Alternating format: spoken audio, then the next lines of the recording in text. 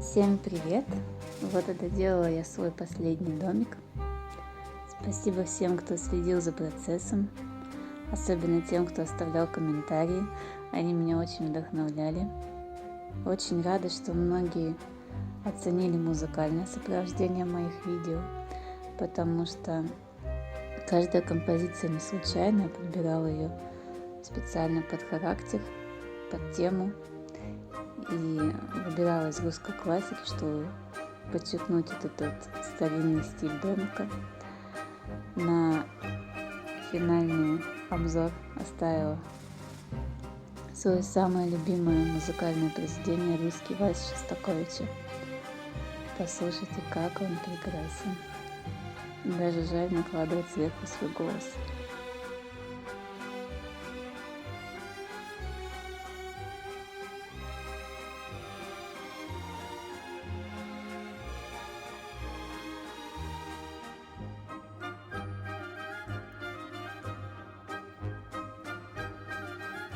Не планирую больше делать домиков.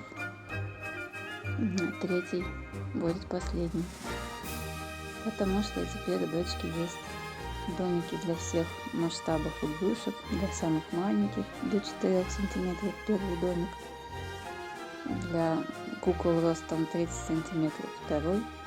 И последний для любимых котиков, ежиков, которые размером 6-8 сантиметров. Домик последний.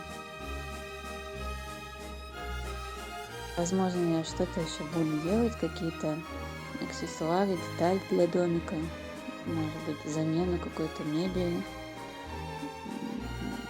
Буду, наверное, делать мультики, мне понравилось. Изначально я делала мультики в качестве демонстрации готового интерьера, но мне казалось, что скучно снимать просто видеообзор, как скольжение камеры.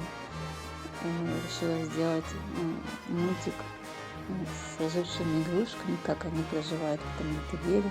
Вот такой был способ демонстрации готовых комнат. Но мне понравился сам процесс, и, возможно, мультики я буду делать еще.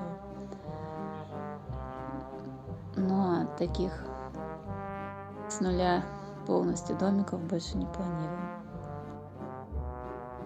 Это изначально не задумывалось как какая-то продолжительная история, типа такого блога.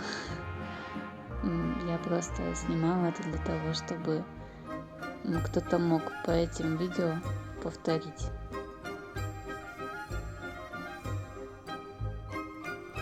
Немножечко краем глазом заодно посмотрите, как я рассаживаю всех моих маленьких по комнаткам. Примерно так и происходит создание мультиков.